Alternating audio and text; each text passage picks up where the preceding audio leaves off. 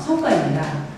한옥에서 산다는 것 자체가 정말 지겹고 떠나고 싶고 돈이 안 되는 이런 어떤 과거의 그 19세기적 유산이었는데, 이 한옥마을을 저희가 한옥을 지원하면서 어떤 일이 생겼냐, 전통을 소비할 수 있는 공간이 생겼습니다. 한옥에 살다 보니까 아무래도 싱크대를 놓을 때도 격자무늬 싱크대를 놔야 된다는 생각이 드는 거예요. 등을 하나 설치해도 좀 한옥에 어울리는 한기등을 좀 설치하게 되고, 가구를 하나 사더라도 이때 전통 공예적인 감각이 있는 가구를 고르게 됩니다. 그러면 우리나라에서 그런 것을 구할 수 있는 상황이 쉽지가 않습니다.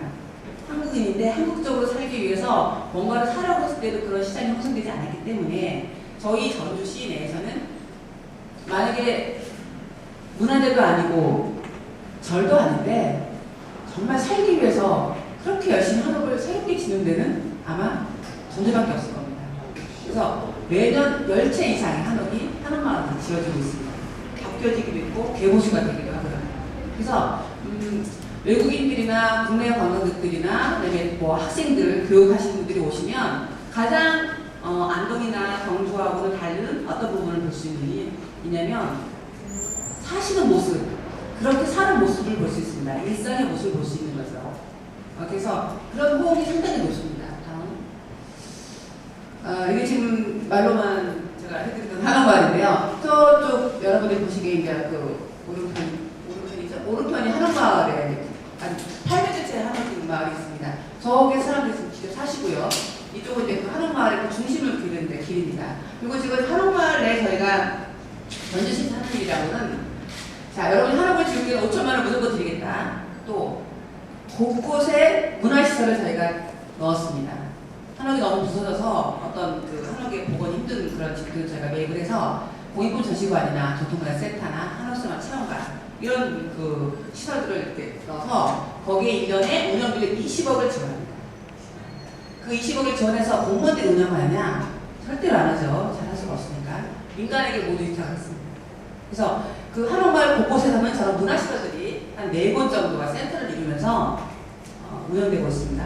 또 한옥마을이 좋은 거는 서안에 전주의 상징인 유적들이 있습니다. 또 경기전이랬지, 이태조의 영정을 모신 경기전이랬지, 이성계가 조선을 건국하겠다라고 천명한 오목대랬지, 또 전라도의 모든 선비들이 모였던 전주의 한교랬지, 이런 것들이 한옥마을 곳곳에 있습니다. 이거 와보지 않고서는 이게 잘 못 느끼실 텐데, 그런 공간 자체가 가장 문화적인 향유를 할 수 있는 삶의 공간으로 바뀐 거죠. 그래서 그 지역 주민들이 스스로 문화를 즐길 수 있는 여건도 마련됐고, 그 다음에 그 유적들 또한 새롭게 다시 멋지게 지역 주민들이 자기 집 정원처럼 누릴 수 있도록 다 개방을 해서 활용을 하고 있습니다. 지금 2단계 정도는 저희가 여러 가지 전통 문화를 이제 R&D 하는 과정입니다. 우리가 전통 문화 도시라고 해서 19세기로 돌아가는 건 아니거든요. 우리가 그동안 한국적으로 살지 못했던 우리 지역 주민들의 원을 좀 풀어보자는 거죠. 원을. 그래서 그런 분들의 어떻게 하면 전통 속에서 살지만 현대적인 감각으로 편리함이나 쾌소성을 누릴 수 있을 것인가, 그런 거에 대한 다양한 R&D를 하고 있습니다. 대표적인 경우 같은 경우에는 저기 전통 장인대학 설립이 되고 있는데요. 그 무형문화재들의 그 유네스코 아태 센터, 아태 무형문화재 분당이 한옥마을 맞은편에 세워집니다. 다음. 전주 시민들이 자발적으로, 이제 전주 시민들은 자발적으로 전통문화를 이제 즐길 수 있는 여러 가지 모임들이 많은데, 스스로 모여서 한옥을 지어본다거나, 모형을 만들어서 풍물을 그려본다거나, 한지 체험을 해본다거나, 그다음에 또 다양한 한지 공예를 한다거나, 이런 여러 가지 프로그램들이 계속 시민들이 즐길 수 있고, 또 관객들이 오면 체험할 수 있는 프로그램을 진행 중입니다. 저희가 가지고 있는 자신감, 이거는 아마 시청원에서도 충분히 이제 고민했을 분 같은데요. 도시의 지역 주민들이 가장 잘할 수 있는 것, 그다음에 가장 그 지역 다운 것들이 무엇인가를 저는 찾았습니다. 그리고 시민들의 참여도 상당히 높아서 스스로 즐길 수 있는 여러 가지 분위기가 조성되어 있는데, 자, 이것이 바로 전주라는 도시를 마케팅할 수 있는 중요한 코드를 잡은 거죠. 그래서 작년에 저희가 이제 유럽, 스페인, 미국 이렇게 다녀왔는데, 이 도시라고 하는 이미지를 이렇게 저희 스스로 즐길 때 어떤 관광도시라는 개념보다는 한국에 가면 전주라는 도시가 있는데 그 도시는 전주 시민들이 가장 한국적인 삶을 살고 있고 한국적인 삶을 살 수 있도록 도시 풍경이 연결되어 있다. 이런 이미지 때문에 도시 마케팅이 상당히 성공적으로 이루어졌습니다. 그래서 이거 3단계는 3개하고요. 다음 우리가 이제 문화 도시의 교류를 하고 있습니다. 시민들이 어떤 세계의 친구들을 사귈 수 있는 다양한 또 지원을 하고 있습니다. 그래서 뭐 나라나 가나자, 크라쿠프, 폴란드의 수도입니다. 그리고 또 작년에 갔다 왔던 이 세빌리아 이바사의 스페인의 세비야 이런 도시들과의 어떤 시민 교류 차원의 다양한 프로그램을 서로 교류하고 있습니다. 저희 시민들이 그쪽으로 가면 홈스테이를 하시고 또 그쪽 시민들이 이쪽으로 오면 홈스테이를 할 수 있는. 그래서 전주에 살지만 세계적인 어떤 감각을 스스로 누릴 수 있도록 이런 프로그램을 지원하고 있습니다. 또 국도 청소년을 대상으로 해서 교육을 다양하게 하고 있습니다. 다음, 각종 체험 모습입니다. 다음, 이분들이 그 전주에 사실은 전주 사람들이 되어 가시는 거예요. 사실은 한국에 오셨는데 전주라고 하는 도시를 가장 인상 깊게 생각하시고 가시는 거죠. 그래서 저희가 사실 5년 만에 이루어진 것이기 때문에 이것이 시민들의 삶 속에 깊이 있게 가려면은 향후 50년이나 100년이 필요하겠습니다. 그렇지만 지금 또한 여전히 진행 중인 이 프로젝트가 저는 한국 정부가 해야 될 일을 지방자치단체가 하고 있다고 생각합니다. 그래서 이런 기대 효과는 물론이고 무엇보다도 시민들이 살고 싶은, 시민들이 누리고 싶은 문화를 서로 같이 이렇게 공유하고 있다는 거. 그런 것들이 전주시가 지금은 못 살지만 가난하지만 회복할 수 있는 큰 조건이 아닌가 싶습니다. 여기까지 말씀드리겠습니다. 그래서 전통문화와 도시 디자인에 관해서 김경인 선생님 좀 발표드리겠습니다. 준비하는 동안 잠시 말씀을 드리면 저는 전주에서 중학교, 고등학교까지 다녔고요. 그 다음에 서울로 와서 생활하다가 전주에서 띄워주질 않아가지고 전주를 못 가고 있었는데 이 조희수 팀장님이 저를 끌어당겨가지고 아트폴리스라고 하는 그 조직을 만들면서 위원을 하게 됐어요. 그렇다고 해서 아트폴리스에서 열심히 활동을 했느냐? 그것도 아니에요. 근데 이제 오늘 이거 하면서 어떤 분이 추천을 하시길래 굉장히 고민을 많이 해서 오늘 일정이 많아가지고 그래서 또 생각지 않게 늦게 됐는데 그 이전에 바탕 이제 앞에서 이제 하시는 분들은 소프트웨어나 또 이렇게 민간에서 하는 부분이 주가 된다면 저희는 그 정부나 아니면 어떤 개발업자들이 내지는 그 주로 민간 업체들에서 의해서 이제 만들어질 때 좀 고려해야 될 그런 쪽에 포커싱을 줘서 말씀을 드립니다. 그리고 좀 내용들이 저는 이제 그 아무래도 하드웨어를 주로 하다 보니까 거의 이제 뭐 최고의 전문가들이 어떻게 하면 이 도시를 문화적으로 해석을 해서 그 최고의 작품을 만들어내서 그것이 도시 재생에 활력을 주는지 그런 쪽에 많이 관심을 갖고 있어요. 오늘 이제 잠깐 말씀드릴 순서는요. 그 지금 우리나라 도시의 디자인 수준이 어느 정도인지 그리고 아트시티라고 하는 노력들이 굉장히 많이 다른 나라에서 대두가 됐었어요. 그래서 그런 부분들이 잠깐 소개해드리고 그다음에 전주에서 전통문화의 모습이 어떤 건지 그럼 이것들을 가지고 도시 디자인하는 방법, 그래서 실제적으로 전통문화를 해석해서 도시 디자인에 응용하는 방법 이런 것들을 말씀드립니다. 뭐 잘 아시겠지만 지금 저희가 살고 있는 동네 모습이에요. 이거는 여기 앞쪽의 모습들은 전주가 아니고 안양인데요.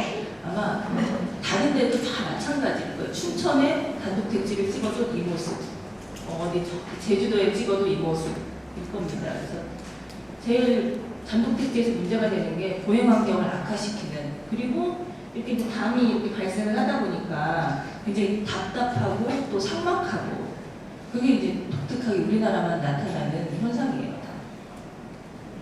공동주택 같은 지금 같으면 이제 이 넓이를 예전에는 법으로 100m 이하 이렇게 규제를 했어요. 그러면 99.9m를 짓습니다. 누가 민간업자들이 물론 뭐 주공에서 지은 아파트들도 다 99.9m, 99.7m 이렇게 지어요. 그래서 이제 지금은 60m 이내 이렇게 이제 해요. 그런 것들이 이제 이런 과정들을 거쳐서 나온 규제들이죠.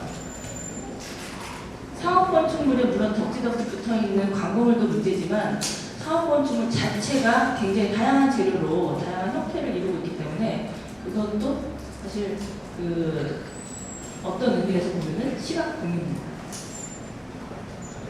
그러니까 공장 용지 같은 경우는 이 거리를 걷고 있다라고 생각을 하면 전혀 걷고 싶은 생각이 안 들죠.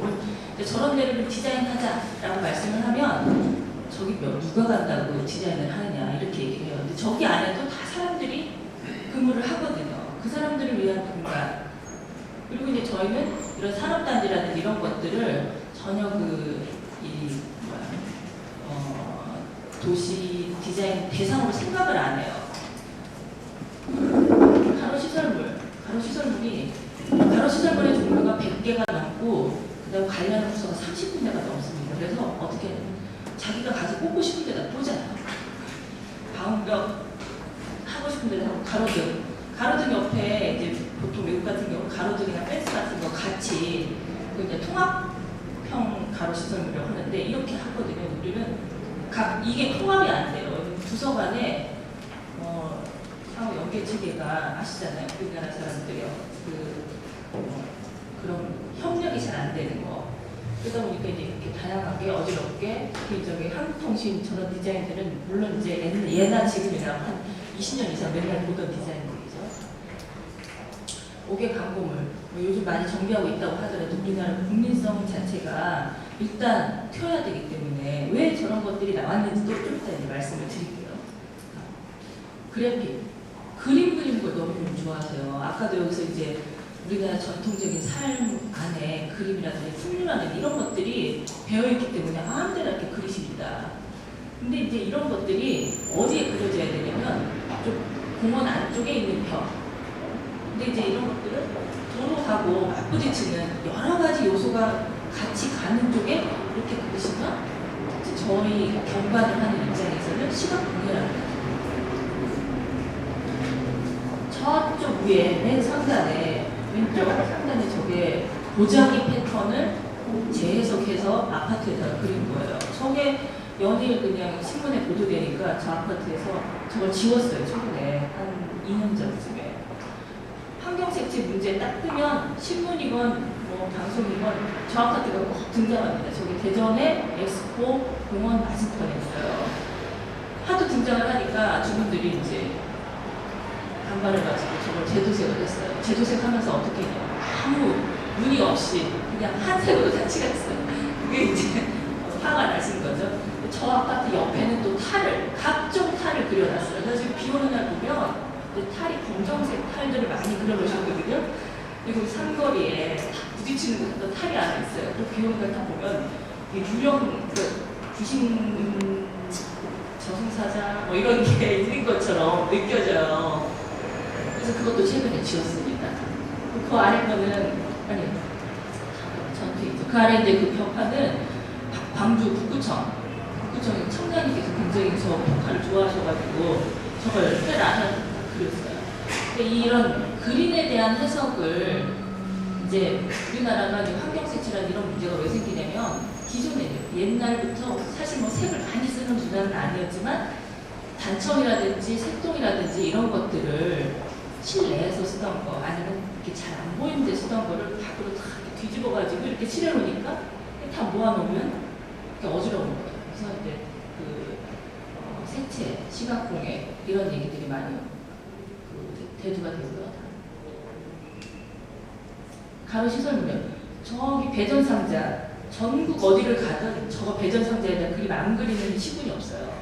지자체 다 그랬어요. 아마 대구에도 있고 여기 이제 서울은 각 구청별로 자기네들 로고도 들어가야 되고 또 뭐 관악구에서 상징하는 다른 뭐 동물, 식물 다 넣는 거예요 저기다. 그러니 저기 전국에 얼마나 많겠습니까? 전주도 있어요. 그다음에 그다음에 이제 저런 유치원 건물들, 그다음에 이쪽에 오른쪽에 있는 아파트 같은 경우는 저렇게 칠해놓고 처음엔 잘 칠한다고 하다가 옆에 있는 아파트들이 저렇게 안 칠하니까 너무 창피해서 저기도 5년 전에 섀도색을 했어요. 저기 왼쪽 아래 그래픽은 광주예요. 광주 예술회관인가? 그 아래에 있는 담벼락인데 저쪽은 저런 벽화를 하고 반대쪽은 또 수박, 무등산 수박이 유명하잖아요. 그 수박을 잔뜩 이렇게 그려놨어요. 근데 그 위에 핀 개나리가 안 보이잖아요. 그래서 저런 것들, 그 다음에 저 앞에 이제 뭐 보도 포장들 이런 것들이 굉장히 어지럽게 놓여있는 게 우리 도시의 현실이라는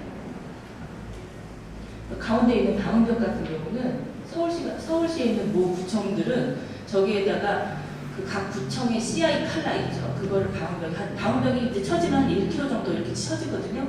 그걸 쭉 듭니다. 원색으로. 그래서 원색으로 이렇게 굉장히 도배를 하고 있다가 또 이렇게 보니까 우리 자신이 너무 이제 초라하게 보였는지 최근 디자인 코리아라고 해가지고 이제 서울에서 거의 시작을 한 거죠. 서울 그 디자인 본부가 만들어지면서 굉장히 많은 디자인들이 도입이 되고 있어요. 근데 이제 그런 것들이 또 개별 시설물들 별로 들어오다 보면은 또 저와 같은 저거에 대한 축소형 형태가 나타나겠죠. 그래서 이제 외국에서 어떻게 하는지 한번 보면 미국의 컬러버스시 같은 경우는 민간 기업에서 저기 왼쪽에 커민스라는 엔진 회사에서 설계하고 스태프 일부를 대줘서 최고의 건축을 만들어보자. 특히 이제 공공건축물, 공공공간에 우선 적용을 해서 했는데 맨 처음에 한 게 가운데 있는 학교예요. 저 리차드 초등학교라고 하는 저 초등학교를 1953년에 57년에 디자인을 해서 지었어요. 저게 57년에 지어진 학교예요. 우리 최근에 학교를 보시면 굉장히 비교가 되잖아요. 그래서 최근에 저희는 이제 또 학교에 뭐 문화예술 공간을 만드는 그런 작업들도 하는데 이렇게 이제 최고의 작품들을 만들어내는 그런 문화입니다.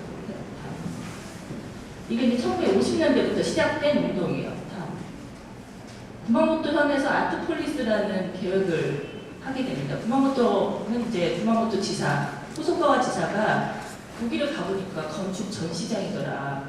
이건 이제 후세에 물려줄 재산으로서 건축을 해석을 한 거죠. 그래서 구마모토에도 이런 게 좀 필요하겠다. 그래서 기본적으로는 경관 가이드라인이라는 것으로 규제를 하고 그렇게 좀 공공건축을 위주로 해서 아트폴리스라고 하는 정책을 만들어냅니다. 이것을 본따서 만든 게 이제 전주의 아트폴리스 아트폴리스국이 있습니다.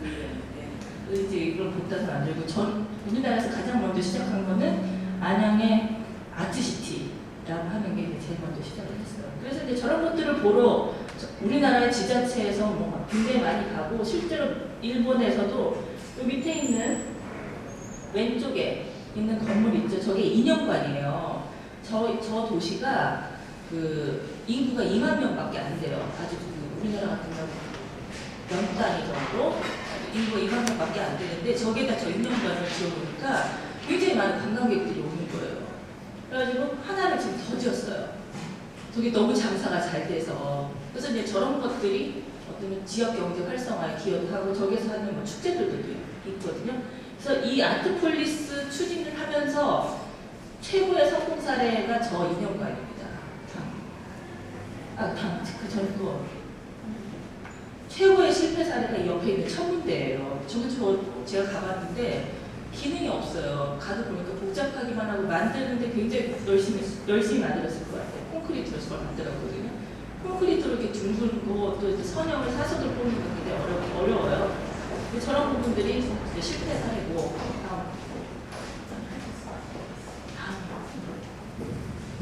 이게 이제 위에 부분은 우리나라는 임대 아파트 같은 거 그런 것들, 시형 아파트 같은 그런 아파트들을 이제 이런 아트폴리스 계획에 의해서 추진을 한 사례들입니다.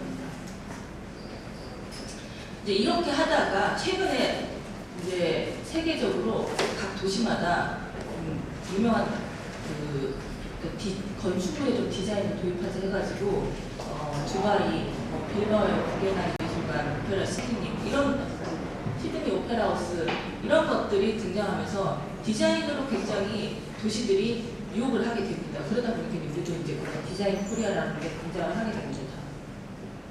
근데 미테랑 같은 경우는 프랑스 파리 그러면 굉장히 전통적인 도시잖아요. 그럼에도 불구하고 저 루블 박물관은 그 사이에 어떻게 하면 저 구조물을 넣을 것인가 굉장히 연구를 많이 했어요. 그래서 이제 저렇게 투명한 유리하고 철골 구조를 이용해서 하게 됐고, 그 다음에 이 라데팡스의 신개선문도 구개선문하고 연결 축선상에 있으면서 그 신개선문의, 그러니까 구개선문의 이미지를 죽이지 않으면서 살리는 형태로 가져갔고, 라빌레트 공원도 그 굉장히 역사적인 장소예요. 저기 안에 도축장이 있습니다. 도축장을 살리면서 공원 계획을 해서 그 혁신적인 이 도시 이미지를 구현한 대통령으로서 한 7개 정도 프로젝트를 진행하면서 프랑스가 이제 성장하게 된 계기가 됩니다.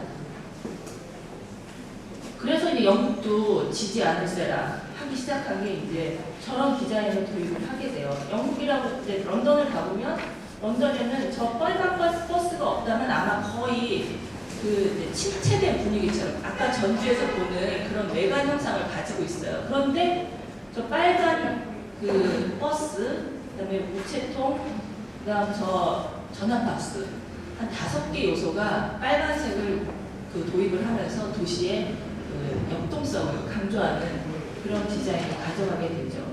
저렇게 이제 움직이면서 왔다 갔다 하니까 아무래도 도시의 활력을 주게 됩니다.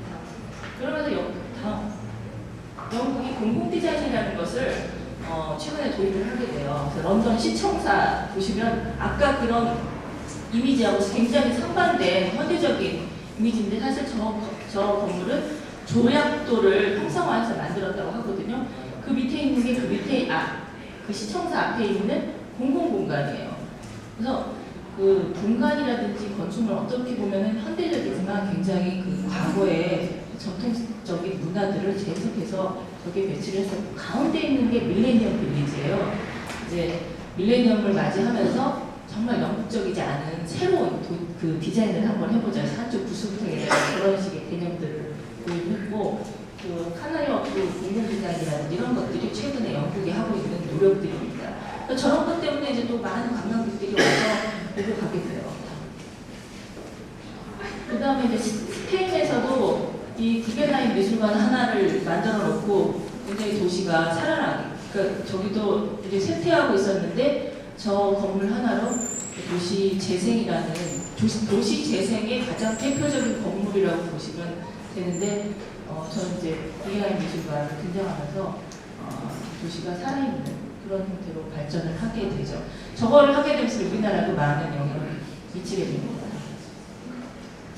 일본에서는 록봉기 힐즈에 이런 건축물뿐만이 아니라 다 이런 그 공공 디자인을 도입을 하게 됩니다. 각 예술가들의 그 작품들을 길거리에다 그냥 두는 거예요. 저희 가서 작품이 보는 작품이 아니라 내가 즐기는 그런 작품으로 공공 디자인이 다가오게 되죠.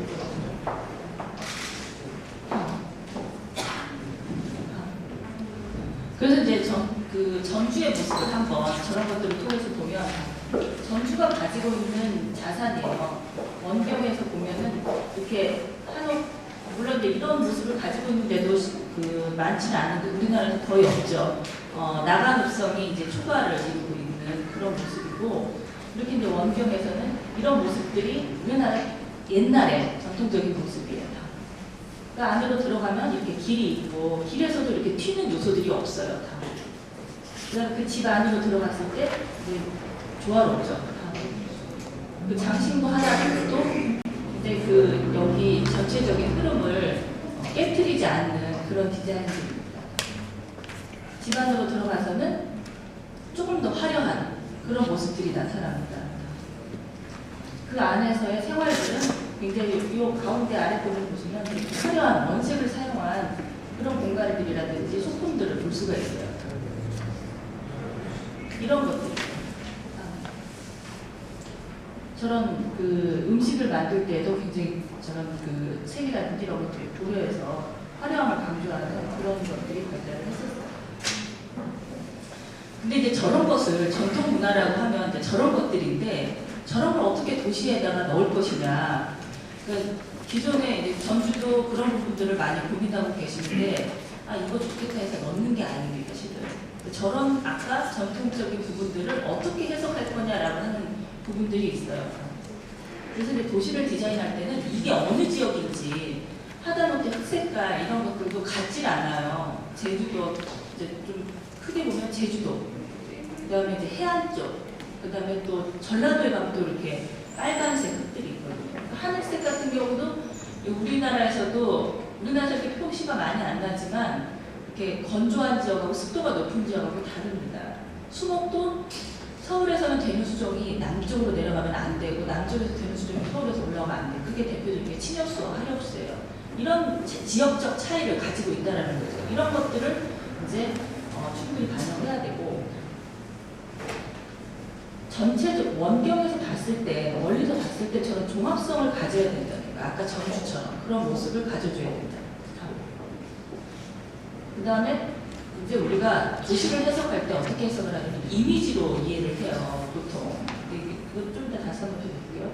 그래서 좀 이 도시가 좀 캐주얼한 이미지냐, 특히 이제 공간별로 그런 것들을 많이 해석할 수가 있는데, 이렇게 대학로처럼 이렇게 캐주얼한 이미지, 그다음에 우리가 전주처럼 좀 클래식하고 보수적인 이미지, 또 아까 앞에서 설명하신 그런 하천처럼 자연적인 이미지, 이런 것들이 공간이 있거든요. 그래서 일본의 다마의 라페 다마 아울렛몰은 만들 때부터 그 이미지를 설정을 했어요. 나는 남프랑스풍으로 해야 되겠다. 그래가지고 색채, 형태, 재료 이런 것들을 그런 분위기에 맞게끔 설정을 해서 디자인 코드를 만든 겁니다. 요코하마에서도 그런 노력들을 많이 해요. 저렇게 그 건축물의 높이라든지 색채라든지, 그 다음에 이런 것들을 하고요. 그래서 저희가 도시라고 하는 것은 어느 한 가지 요소에 의해서 이루어지는 게 아니라 전체적으로 조화가 이루어져야 된다는 거예요. 그거를 이제 대표적으로 연주하는 사람이 이제 저희처럼 도시를 전체적으로 이렇게 마스터 플래닝을 세우는 경관 디자이너라고 할 수가 있습니다. 이게 요가 프로미나드라고 하는 곳인데 동경에 있어요. 네, 여기도 이 공간이 한 2km 구간인데 2km 구간에 띄엄띄엄 있는 사진을 찍었어도 전혀 거스르는 그런 공간들이 없어요. 그리고 이제 우리가 제일 중요한 건 경계부에 대한 해석이에요. 이렇게 가로 부분, 이런 부분들이 한국의 단독주택 같은 경우는 저렇게 굉장히 삭막한데, 일본 같은 경우는 저렇게 녹지를 설치를 해서 이제 풍요로움터. 근데 저걸 한번 하려면 이제 좀 어려운 단어인데 지구단위 계획이라고 있어요. 지구단위 계획인데 이 벽을, 담장을 1m 셋백을 합니다. 그러니까 담장 지정선을 줄 수가 있어요. 지정선 앞에 그러면 1m가 생기니까 거기 앞에다 녹지를 조성을 하는 거죠. 그럼 저 녹지 누가 조성할 거냐? 라는 질문을 먼저 합니다. 저희가 당연히 저 집주인이 하는 거지. 그러면 내가 조성해서 왜 남한테 줘야 되느냐? 근데 그건 아니거든요. 이 사람이 나와서 그 옆집으로 앞을 지나서 쭉 가야 돼. 자기도 보는 공간이에요. 그럼에도 불구하고 내 걸 내주기가 싫어하는 게 우리나라 지금 현실입니다. 저런 부분에 대한 좀 양보들이 있어야지 도시가 발전한다. 특히 이제 광고물 같은 경우도 일본 같은 경우는 저 가운데 아랫부분에 노랭이라고 해가지고 그 가게에서 장사를 영업을 하게 되면 저걸 내걸어요. 근데 밖에 내걸려 있으면 지금 장사를 하고 있구나. 저게 들어가 있으면은 문을 닫은 겁니다. 그러니까 저런 식으로 이제 시그널을 주고 저것 자체가 굉장히 자연 소재예요. 천으로 만들거든요. 그러다 보니까 이 전체적인 도시를 저희처럼 이렇게 원색을 쓰지 않기 때문에 사실 굉장히 그 가나자와에서 아까 보셨듯이 도시에 이렇게 튀는 요소들이 굉장히 적습니다. 그래서 뭐 이런 사인판 같은 경우도 이게 색채, 형태 이런 것들을 고려를 해서 통일성을 갖는 디자인들이 필요하게 된 겁니다. 그래서 그럼 전통 문화를 어떻게 해석할 건지 한번 제가 거의 이제 이렇게 전통 문화를 가지고 도시에 디자인한 사례들이 사실 저희 나라에서 그렇게 많지 않기 때문에 뭐 사례를 한다기보다는 좀 하는 방법들을 좀 설명을 드릴게요. 먼저 전통 문화가 갖는, 그러니까 전주가 갖는 요소들을 다 추출을 합니다. 녹지, 토양, 수변, 하늘 이런 것들을 다 이런 것뿐만이 아니라 그다음 문화적인 요소들, 한옥, 그다음에 이제 경기장 같은 요소들, 담장, 그다음 이런 그 전주에는 한지가 발달했으니까 한지, 그다음에 축제 때 입는 옷들 이런 것들을 다 조사를 하게 되죠. 그걸 하게 되면 그 다음에 이것들이 도시의 기조를 형성하는 색깔, 이렇게 많은 그 넓은 면적을 형성하는 내용인지 좁은 면적을 형성하는 내용인지를 분류를 하게 됩니다. 그래서 이 아래쪽 같이 도시의 기조를 베이스를 깔아주는 요소하고 저 위쪽처럼 강조를 하는 요소하고 분류를 하게 돼요. 그래서 색으로 하면은 저채도색, 그러니까 튀지 않는 색부터 그 고채도색으로 정리를 하게 되죠. 아까 문화적인 그런 한지나 우리 축제 때 쓰는 요소들은 좀 그 내가 강조해야 될 요소에 적용을 하는 거고, 크기라든지 기와라든지 이런 것들은 밑에 깔아줘야 될 요소에 적용을 하는 겁니다. 그래서 도시 안에서도 면을 형성하는 요소, 선을 형성하는 요소, 점을 형성하는 요소, 이렇게 이제 조각품 같은 경우는 점을 형성하는 요소죠. 그걸 나눠줘요. 그래서 면 같은 경우는 튀지 않게 하고, 저는 점 같은 경우는 좀 튀게 해도 괜찮은 겁니다. 그래서 대표적인 게 라데팡스예요. 좀 어두워서 잘 안 보이시겠지만 왼쪽이 라데팡스 그 신개선문에서 찍은 사진이에요. 딱 보시면 튀는 요소가 하나도 없어요. 근데 가까이 가서 보면 이런 원색적인 벽천이 등장을 하게 됩니다. 이 안에 곳곳에 저런 작품들이 굉장히 많이 숨어 있어요. 저런 기법을 사용을 해야 된다는 거죠.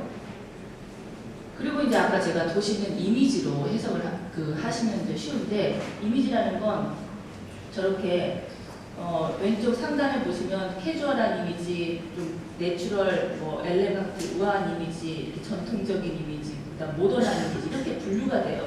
그럼 전주다 그러면 전통적인 이미지로 해석을 할 수가 있어요. 그 전통적인 이미지를 가지고 형태, 재료, 색채 이렇게 분류를 하게 됩니다. 이 분류에서 벗어나면 사용을 하지 않아야지 되는 거죠. 전통적인 이미지를 나타내는 재료로는 그래서 시설물에도 적용을 하고 이런 것들을 적용할 때 그 이미지를 가지고 연출을 하게 됩니다. 그래서 이탈리아, 스페인, 프랑스 이런 그리스 풍들도 해석을 해서 가져올 수가 있어요. 일본에 그런 도시들이 있는데 이렇게 독일 것을 해석을 해서 이렇게 도시의 상가에 적용을 한 사례입니다. 이것도 마찬가지예요. 이런 사례들을 여기다 적용을 해서 도시를 만들어가는 겁니다.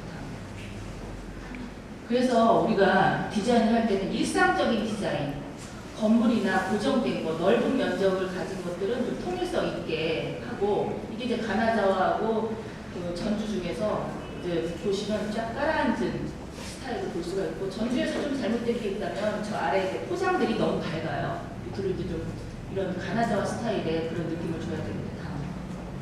그 다음에 이제 행사적인 요소에 대한 디자인, 그런 것들을 좀 강조를 해주고, 움직이는 거라든지 축제 때라든지 이제 춘천에서 축제를 하시면 축제 때 쓰이는 요소들은 굉장히 화려해도 되지만 일상적이지 않기 때문에 움직이는 거고, 또 작은 면적에 쓰는 것들은 역동성을 강조하는 그런 요소로 디자인을 할 수가 있는 거죠.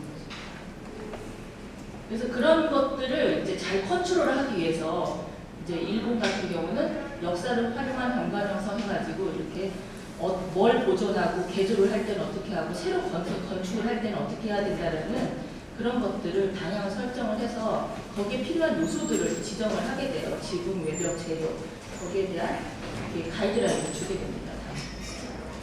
그래서 실제로 만들어진 게 하다못해 이게 주차장 차고 입구인데 차고 입구에도 그 나무로 된 입구를 설치를 하거나, 저 가운데 있는 집이 새로 지어진 거거든요. 근데 기존에 있는 집하고 전혀 이 차이가 없이 지어졌어요. 그런 것들이 굉장히 지금 그 전통 문화를 재해석해서 도시를 이어가는데 굉장히 중요한 요소라고 생각합니다.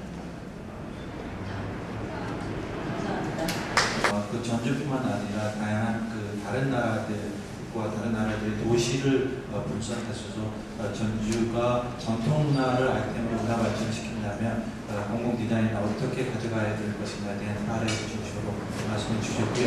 다음은 여러분들 아시겠지만 어떻게 춘천하면 누가 뭐래도 많은 축제들이 있습니다. 그 축제가 도시문화를 어떻게 발전시키는가에 대해서 그 권순석 문화 컨설팅 바라 대표께서 지역문화 발전 원장으로 춘천의 축제에 대해서 말씀을 주시겠습니다. 네, 소개받은 문화 컨설팅 바라의 권순석입니다. 시간이 좀 많이 지나고 있는데 간단하게 좀 말씀을 드릴까 합니다. 먼저 축제와 관련돼서 이제 춘천이 축제의 도시다, 문화예술의 도시다, 또 예전에 호반의 도시다, 뭐 여러 가지 도시의 이미지, 도시의 상을 그리는 요인들이 있었는데요. 오늘 아마 이 자리 자체가 이제 춘천을 축제의 도시로 만들고자 하는 어떤 움직임의 일환이 아닐까라는 생각을 해봅니다. 축제라고 하는 것, 저는 지금 오늘 춘천에서의 각각의 축제의 의미나 어떤 축제의 발전 방안에 대한 이야기보다는 춘천의 다양한 축제들과 춘천이라고 하는 도시 자체가 어떻게 상생해서 발전해 갈 것인가에 대한 이야기들을 좀 말씀드리려고 합니다. 춘천의 축제는 여러분들 다 아시다시피 오늘 이 자리에 함께 해주신 춘천 마인 축제, 춘천 인형극제, 또 춘천 국제 연극제 등 다양한 축제들이 춘천에서도 열리고 있고요. 좀 독특한 면이라고 한다면 다른 도시와는 달리 현대 공연예술 중심의 축제들이 좀 많은 편이라고 할 수가 있겠습니다. 또 각각의 축제 역사들이 근 20년 가까이 된 축제부터 10여 년 가까이 된 축제들까지 다양한 축제들이 존재하고 있고요. 저는 이러한 축제들을 과연 도시발전이라고 하는 것과 어떻게 연동시킬 것인가에 대한 이야기를 드리고 싶습니다. 기존의 어떤 우리가 축제를 바라보는 도시발전 전략으로서의 축제에 대한 관점들을 대부분 관광 자원의 관점으로만 많이 집중해서 들여다보고 있지 않나라는 반성을 하게 됩니다. 물론 축제라고 하는 것이 외지 관광객들에게 지역을 알려내고 지역을 찾게 하는 매력 요소로서 기능할 수 있다는 것에 대해서는 부정할 것은 아니라고 생각을 합니다. 근데 그런 어떤 가시적인 효과 외에도 축제가 가지는 지역의 문화적 가치라든가 혹은 지역 자체를 알려내는데 더 많은 기능들이 그 이면에 있다는 점들을 좀 더 부각을 하고자 합니다. 가령 제가 이 발제문에 써놓은 건 사실 최근의 자료는 아니고 지금부터 한 5년 전쯤에 작성을 해놓은 자료들입니다. 우리가 늘상 축제라고 하는 것을 들여다볼 때 사례로 삼는 것이 영국에 있는 에딘버러 페스티벌을 많이 이야기들을 하는데요. 에딘버러라고 하는 도시가 그 지역의 전통문화 자원과 더불어 8월 달에 집중적으로 열리는 축제를 중심으로 도시발전의 전략을 설정하고 추진해 간다, 이렇게 많이들 알려져 있습니다. 그래서 춘천도 다양한 축제 자원이 있는데 춘천의 축제 자원들을 도시발전과 좀 연동시킬 수 있지 않을까라는 가정하에 에딘버러라는 도시에 찾아가서 이제 사례 조사를 하고 연구해서 쓴 보고서의 일부 내용들입니다. 그 에딘버러에 가서 제가 느낀 것은 단적으로 표현하면 이런 점들이에요. 도시가 축제를 중심으로 먹고 산다라는 이야기를 많이 하는데 막상 그 도시에서 일어나는 축제의 담당자들 혹은 관계자들과 인터뷰를 해봤을 때 전혀 엉뚱한 이야기들이 많이 나온다라는 겁니다. 가령 그 도시에서 에딘버러 페스티벌 내에 가장 활발하게 움직이고 있는 프린지 페스티벌 같은 경우에 사무장이나 이런 분들에게 여쭤봤을 때 이렇게 여쭤봤습니다. 이 도시에 많은 관광객들이 이 축제로 인해서 찾아오고 다양한 어떤 관광적인 부대 효과들을 가져오는데 그것을 만들기 위해서 축제가 노력하고 있는 것들은 무엇이 있습니까? 라고 여쭤봤을 때 전혀 없다라는 대답이 돌아옵니다. 아니, 이 도시가 발전하고 축제가 기능을 하고 그 도시 발전의 주요한 기능이 관광 기능이라고 했는데 어찌 축제에서는 그러한 관점들을 가지고 있지 않느냐라고 되물었더니 돌아오는 대답이 본인들이 추구하는 그 축제 같은 경우 공연예술 축제인데요. 본인이 추구하는 공연예술 축제를 잘 만들기 위한 노력을 할 뿐 그것을 보러 오는 사람들에 대한 몫은 우리 몫은 아닌 것 같다, 이렇게 이야기를 합니다. 그럼에도 불구하고 결과론적으로 보면 그 도시 자체는 축제로 인해서 많은 영향을 받고 있는 게 사실이고요. 그래서 다른 자료들을 많이 좀 찾다 보니까 제 눈에 띄었던 것이 바로 ETAG라고 하는 조직입니다. 에딘버러 투어리즘 액션 그룹이라고 하는 일종의 NGO 단체 같은 건데 거버넌스 형태의 에딘버러라고 하는 도시 내에서 관광업에 종사하는 일반 사원부터 CEO까지 다양한 관광과 관련된 혹은 문화와 관련된 자원들이 네트워크를 형성을 해갖고 이 사람들이 지역의 좋은 관광 매력물인 축제를 활용해서 어떻게 지역 발전을 이룰 것인가에 대한 고민을 상시적으로 하고 있다는 겁니다. 그래서 이분들이 상시적인 네트워크를 갖고 고민하고 평가하고 설계하고 해서 3년마다 액션 플랜을 짜서 실행을 하고 반성을 하고 피드백하는 과정들을 꾸준히 진행해 오는 거죠. 그 과정, 그런 아까 전통문화 전주에서도 그런 이야기가 디자인에서도 이야기가 나왔습니다만 그러한 베이스 하에 축제라고 하는 아주 좋은 매력물들이 위에 잘 꽂혀 있다 보니까 관광객들은 축제를 보러 와서 다양한 그 관광의 부대 효과를 도시에 남기고 떠날 수 있는 그런 시스템이 갖춰졌다는 것들을 볼 수가 있었습니다. 실제 춘천의 축제들도 많은 그 기능들, 기여들을 했다라고 저는 생각을 합니다. 와인 축제나 인형축제 같은 경우 지난 20여 년 동안 춘천이라고 하는 도시의 문화적인 가치들을 가져오게 했고요. 또 그로 인해 갖고 지역민들뿐만 아니라 외지에서 오신 분들에게도 다양한 문화적 향유 기회들을 제공해 왔다라고 생각이 됩니다. 그러한 기능에 부가적으로 관광적인 효과를 가져올 수 있는 기능이 있다라고 해서 축제에게 그 모든 짐을 지운다라고 하는 것은 제가 볼 때는 조금 맞지 않는 이야기인 것 같고요. 오히려 그런 좋은 매력물인 축제들을 도시 발전을 위해서 어떻게 활용할 것인가에 대한 다각적인 고민이 좀 필요하지 않나라는 생각을 해봅니다. 이 다각적인 고민이라고 하는 것은 지역 내 관광업뿐만이 아니라 시민사회단체라든가 혹은 뭐 여러 가지 이 도시를 구성하고 있는 구성원들 간의 네트워크들과 축제를 어떻게 우리가 활용할 것인가, 도시 발전을 위해서 이러한 어떤 공유된 목표점을 가지고 논의하는 논의의 장들이 좀 필요하지 않나, 그리고 실제로 실천할 수 있게끔 그것을 구조화해내야 되는 것이 아닌가라는 생각을 해봅니다. 그리고 이 축제가 가지는 가치라고 하는 것은 단순한 그 경제적 가치고 관광효과의 가치뿐만이 아니라 다양한 지역에서의 문화들을 생성해내고 있다는 데 또 다른 가치, 더 큰 가치 부여를 좀 했으면 좋겠다라는 생각을 해봅니다. 실제 그 춘천의 축제들이 가지는 특징 중에 하나, 뭐 다 각각의 축제마다 다양한 자기만의 어떤 아이덴티티를 갖고 있긴 하지만요. 전체적인 춘천의 축제들을 한번 들여다봤을 때 가장 먼저 눈에 띄는 점 중에 하나가 바로 자원봉사 시스템입니다. 그러니까 이미 그 80년대 후반, 90년대 초반부터 각각의 축제를 응원하고 후원해 주시는 분들을 모시고 축제를 만들어가는 큰 힘을 삼아왔음이 사실이고요. 그러한 자원봉사 시스템이라고 하는 것이 단순하게 무료 노동력의 개념으로 접근한 것이 아니라 그 축제를 함께 만들어가고 그 축제를 만들어감으로 인해서 스스로 문화적 가치를 찾아가게 하는 일종의 커뮤니티를 형성해내는 기능들을 했다라고 보여집니다. 최근에 그 와인 축제 같은 경우에 그런 자원봉사 시스템 자체를 깹이라고 하는 이름을 붙여서 그 20대 중심의 자원봉사 단이라고 하는 그 애들만의 어떤 문화들을 형성해냈죠.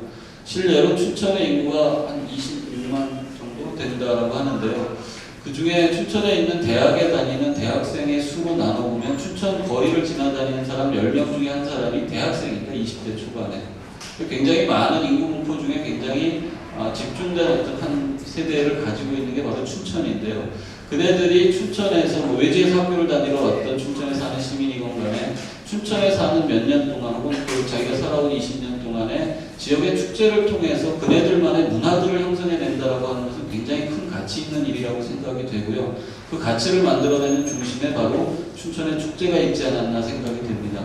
의도해서 만들었던 아니던 간에 그러한 어떤 자원봉사 시스템들이 10년, 20년 가까이 지속되어 오면서 지역 내에서는 그 젊은이들만의 어떤 문화예술을 향유하고 문화예술을 통해서 자기의 가치들을 찾아가는 문화가 형성됐다라고 하는 점은 타도시 어디 견주어도 빠지지 않을 중요한 춘천이 얻은 축제로 인한 그 부가적인 그 문화의 효과라고 하나가 보여지고요. 또 하나 최근에 일어나고 있는 일인데 이런 점들입니다. 춘천도 이제 도시가 확장해가면서 춘천 외곽에 다양한 그 신도심 개념의 아파트 단지라든가 상가들이 많이 형성이 되고 있습니다. 그래서 이제 아직 뭐 춘천 내에서는 신도심, 구도심에 대한 개념들이 명확하지는 않지만 점차 신도심, 구도심에 대한 고민들이 깊어가는 건 사실입니다. 그런데 최근 몇 년 동안에 춘천 중앙에 있는 그 브라운오번과 명동, 닭갈비골목 그 중심 일대에서 문화에 대한 관심들이 굉장히 높아져 가고 있습니다. 실례로 그 브라운오번거라고 하는 시내 중심에 새로운 상가들이 생겨났는데 실상 많은 사람들이 그곳을 오고 가지는 않아요. 실제로 아직까지도 많은 부분이 그 상가 공간들이 임대가 되지 않고 빈 공간으로 남아있고 한데 이 자리에도 오셨습니다만 그곳에 계신 분들이 문화를 활용해서 우리 이 상가, 작게는 상가고 크게 보면 구도심이 되겠죠. 도심을 좀 활성화해 보겠다는 의지들을 가지게 되고 그것이 축제와 만나서 시너지를 내고 있다라고 보여집니다. 실제 축제에게는 뭐 재정적인 후원뿐만이 아니라 그 공간적인 것들, 그러니까 마이축제 사무국을 임대, 부상 일대를 한다거나 하는 다양한 지원 활동들을 통해서 축제의 주 무대가 구도심 중앙으로 위치하게끔 하는 기능들을 제공해내고요. 축제는 또 축제가 가진 문화적 가치라든가 사람들의 집중력이라고 하는 부분들을 그곳에 심어줌으로 인해서 서로 간에 상호 발전할 수 있는 계기들을 꾸준히 만들어 오고 있습니다. 이런 것들이 조금 더 확장되고 나니까 최근에는 그 빈 상가 중에 한 공간을 지역에서 활동하는 젊은 예술인들 중 미술 작가분들을 위해서 공간을 하나 또 만들어 주셨어요. 한 25평 정도 되는 곳에 미공간 봄이라고 하는 갤러리를 하나 만들어서 젊은 작가들이 늘상 그곳에서 토론하고 전시하고 할 수 있는 공간을 만들고 그 공간에 전시된 작품들을 시민에게는 우상으로 보여줄 수 있는 오픈된 공간으로 만들어 놓음으로써 시민들에게 또 다양한 어떤 문화적 향유기회를 만들 수 있는 그런 계기들을 만들어 가고 있습니다. 그 중앙 중심에 시작점에 춘천에 축제들이 있었다라고 하는 점들은 부인할 수 없는 사실이고요.